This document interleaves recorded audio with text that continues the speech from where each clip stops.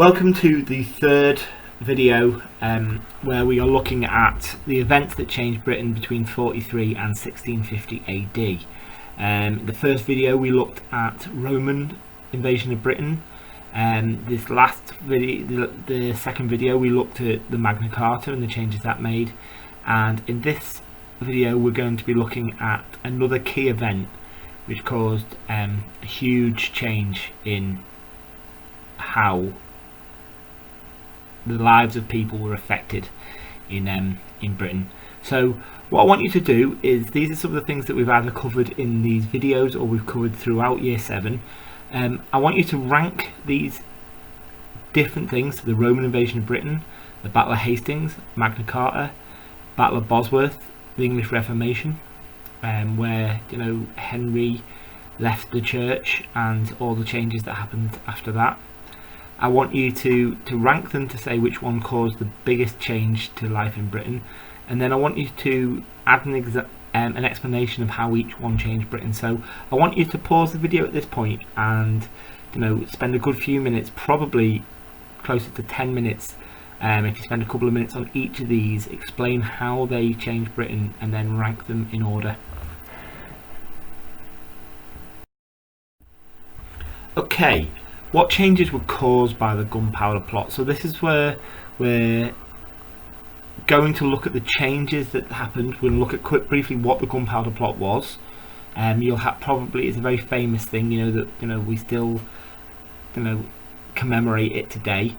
But we're also going to look at the changes that happened to Britain based on those events. So first and foremost, what was the Gunpowder Plot? So we have a Protestant government at the time, James I, who was the king, and he was the ruler, and life was very difficult for Catholics, and the laws that were being put in place were going to make life even more difficult. So 13 Catholics, including Guy Fawkes and Robert Catesby,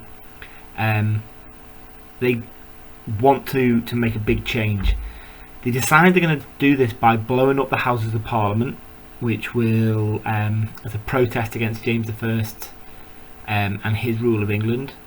Guy Fawkes gets caught, and then he is tortured until he reveals the names of all the other people that were involved in this plot. So how were the conspirators punished? Okay, so here is a drawing from trying to depict how they are treated, and what I want you to do is to spend a few minutes having a good look at the detail of the imagery, see if you can figure out what is going on. You can see here a man being dragged by some horses. You can see also a man being hung and someone else not having a very nice time lying on a table, and another gentleman with a knife in his hand. So I want you to see from that what you think possibly would have happened to some of these conspirators. So I want you to then spend time to write it out in the proper exam format, and follow some of these sentence starters. So you can say, one inference I can make about how the conspirators were punished is, and then you say what you are inferring from this image, and then the detail from the source that supports it is, and explain what you've actually seen that's made you think that. And then you do that for a second inference. Please pause the video now and spend at least 5 minutes doing that.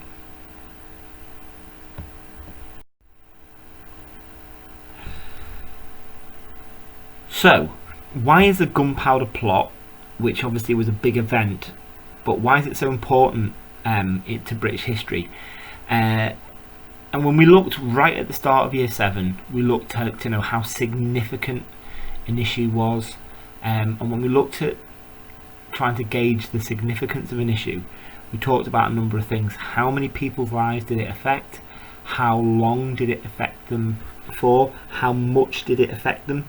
So an event that affects someone hugely and completely changes their lives for 2 months and only affects them and 2 other people would not go down as a massively significant historical event. It's significant to them, but it's something that affects lots of people in a big way for a long time. So we're going to look at some of the different things that happened to people in Britain at the time.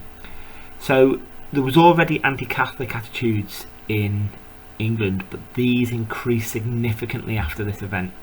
So Catholics are banned from legal professions, so you can't have any Catholic lawyers. Which means that obviously it then becomes more difficult to get proper legal representation when you are a Catholic. And they're not allowed to become officers in some of the bigger and more important jobs within the country. They're restricted from voting, becoming an MP, or owning land. So they can't really shape how the laws of the government are going to change. You imagine that, anti-Catholic laws can get passed if no Catholics are allowed to vote on them. They're also banned from elections until 1829. So this is a huge long time. This is hundreds of years they are banned from any elections. It was the closest successful attempt at taking a monarch's life. So monarchs weren't, no monarch had been assassinated, so it meant that the security around the monarchs and the way that the monarchs felt about interacting with people changed, because this very nearly works. The plot could have been successful had it not been for a few small things. And then the 1605 Thanksgiving Act, the events are commemorated every year, and that on November the 5th we have Bonfire Night, and that is in remembrance of the gunpowder plot. We set this out. What was the point? What was the evidence? What was the explanation for each of those 3 paragraphs? And then what your overall judgment was. So I would be expecting you to take at least 20 minutes in an exam to have an answer for this. So I would like you to pause this video, plan out your answer, make sure you've got your point, your evidence and your explanation, and then your justification. We need 4 clear paragraphs in order to get your information for this.